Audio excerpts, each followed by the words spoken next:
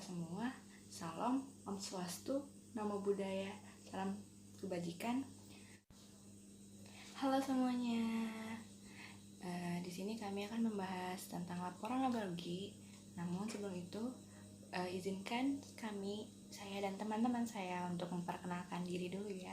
Hai, nama saya Beliani Mutmaina. Nama saya Dian Alfia Pratama. Nama saya Ranti Urbanida. Nama saya Sabila Aulia Rahma.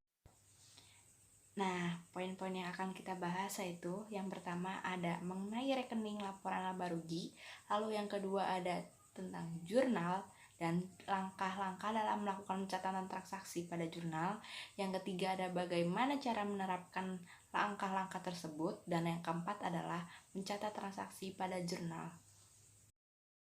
Laporan laba rugi. Dalam rekening laporan laba rugi terdapat dua elemen atau komponen utama, yaitu yang pertama ada pendapatan. Nah, pendapatan adalah penambahan terhadap modal sebagai hasil operasi perusahaan. Pendapatan ini timbul dari penyerahan barang dagangan atau jasa atau aktivitas lainnya dalam satu periode. Adapun contoh pendapatan yaitu pendapatan jasa angkutan, pendapatan servis, pendapatan komisi, dan pendapatan bunga. Yang kedua ada beban. Nah, beban adalah pengorbanan yang dikeluarkan dalam memperoleh pendapatan. Contoh bebannya ada beban gaji, beban sewa, dan beban bunga. Adapun mengenai ketentuan dalam debit dan kredit rekening pendapatan dan rekening beban dapat dikembangkan dengan menganalisis hubungan antara rekening pendapatan dan rekening beban dengan rekening modal pemilik. Adanya kenaikan pendapatan akan mengakibatkan naiknya saldo rekening modal pemilik, dan karena itu kenaikan ini dicatat pada sisi kredit rekening modal pemilik. Demikian pula dengan adanya kenaikan beban akan mengakibatkan berkurangnya saldo rekening modal pemilik, dan oleh karena itu kenaikan tersebut dicatat di sisi debit pada rekening modal pemilik. Meskipun kenaikan beban dicatat di sebelah debit pada rekening modal pemilik mengurangi saldo modal pemilik, akan tetapi pada rekening beban kenaikan tersebut dicatat di sebelah debit. Berikut contoh pendebitan dan pengkreditan transaksi-transaksi di dalam laporan laba rugi. Nah, di laporan laba rugi, bagian debit itu untuk mengurangi modal pemilik, dan di bagian kredit untuk menambah modal pemilik. Pada laporan laba rugi, rekening beban untuk kolom debit untuk penambahan dan kredit untuk pengurangan. Dalam rekening pendapatan, bagian debit untuk pengurangan dan bagian kredit untuk penambahan. Sekarang kita masuk ke jurnal umum ya. Jadi jurnal umum itu apa sih? Setiap ada transaksi yang masuk, kita harus catat itu ke dalam jurnal. Nah, di dalam jurnal itu ada apa aja? Jadi di dalam jurnal umum itu terdapat tanggal kapan transaksi itu terjadi, terus ada rekening entah itu perlengkapan, kas, dan lain sebagainya. Terus jumlah uang transaksi tersebut berapa, lalu transaksi itu yang mana yang masuk debit dan yang mana yang masuk kredit. Sebelum kita nyatet transaksi ke dalam jurnal umum, kita harus tahu dulu sebelumnya ada langkah-langkah untuk pencatatan transaksi ke dalam jurnal umum. Oke, langsung aja. Yang pertama itu ada identifikasi dari sumber dokumennya. Identifikasi dari sumber dokumen itu maksudnya sama kayak mengumpulkan bukti-bukti dokumen atas transaksi tersebut. Misalnya ada stoknya, ada slip storannya, ada surat order pembeliannya, dan lain sebagainya. Kita bisa meyakinkan bahwa benar terjadi ada transaksi tersebut dan itu buktinya. Itu baru langkah pencatatan yang pertama. Oke, jadi langkah pencatatan yang kedua adalah memisahkan rekening apa saja yang dipengaruhi oleh transaksi tersebut dan menggolongkan berdasarkan jenisnya. Jadi misalkan kalian beli perlengkapan, misalnya perlengkapannya apa? Misalnya perlengkapannya papan tulis gitu misalnya. Nah, rekening yang dipengaruhi oleh transaksi tersebut adalah perlengkapan dan kas gitu, karena papan tulis masuk ke perlengkapan. Kenapa kas? Karena kalian kan beli papan tulis itu, jadi kas kalian berkurang. Jadinya transaksi itu tuh mempengaruhi perlengkapan dan kas. Terus tadi kan baru misalkan rekening apa aja yang dipengaruhi kan oleh transaksi tersebut. Ya, setelah itu kita menggolongkan berdasarkan jenisnya. Jadi penggolongan jenis itu ada 3, aset atau aktiva, liabilitas atau kewajiban, dan ekuitas.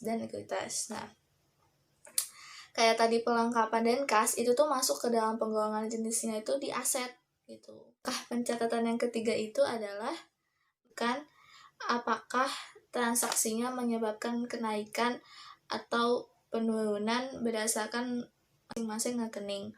Maksudnya apa? Jadi kita tadi beli papan tulis ya. Nah, ketika kita beli papan tulis, itu kan perlengkapan kita bertambah, tapi kas kita berkurang. Jadi kayak gitu. Jadi sebenarnya sesimpel itu aja sih. Perlengkapan kita naik dan kas kita berkurang gitu. Langkah yang keempat itu ada menentukan apakah transaksinya dicatat sebagai debit atau kredit.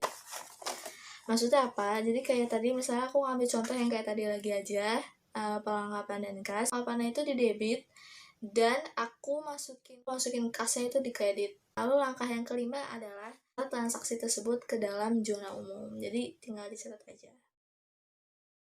Menerapkan langkah-langkah yang telah saya jelaskan tadi, saya akan mengambil contoh.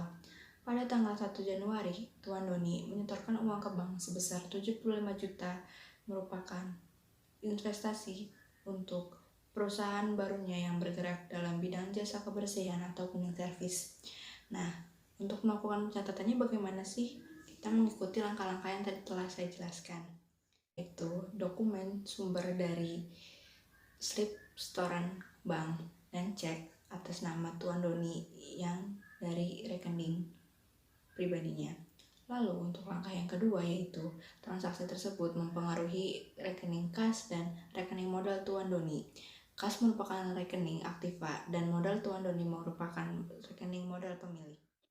Langkah ketiga yaitu kedua rekening naik sebesar 75 juta. Oleh karena itu pada sisi kas yaitu aktiva naik sebesar 75 juta dan juga modal yang merupakan modal pemilik naik sebesar 75 juta. Langkah yang keempat, kas di debit digunakan untuk mencatat kenaikan kas sebagai rekening aktiva dan modal Tuan Doni di kredit sebagai rekening modal pemilik untuk mencatat adanya kenaikan karena adanya investasi dari pemilik. Lalu untuk langkah yang terakhir yaitu mencatat transaksi ke dalam jurnal sebagai berikut. Nah, di sini saya akan menjelaskan bagaimana cara mencatat materi ke dalam jurnal. Seperti contohnya pada transaksi tanggal 1 Januari berikut ini.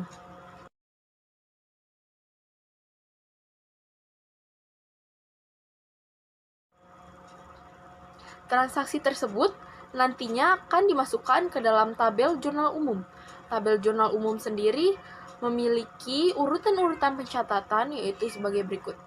Yang pertama, mencatat tanggal, bulan, dan tahun terjadinya transaksi secara kronologis pada kolom tanggal.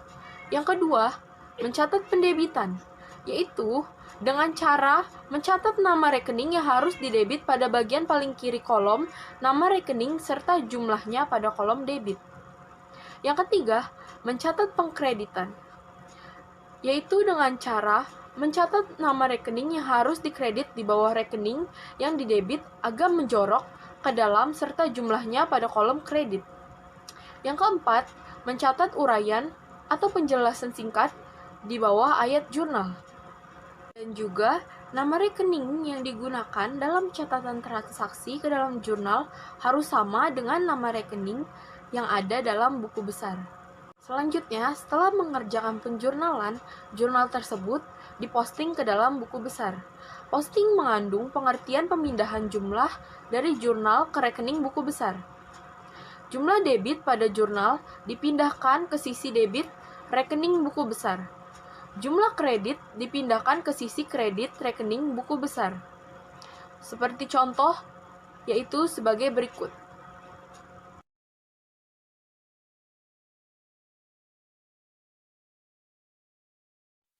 Oke, hanya sekian yang dapat kami sampaikan. Kurang lebihnya mohon maaf. Semoga video ini bermanfaat untuk kalian semua yang menontonnya. Wassalamualaikum warahmatullahi wabarakatuh.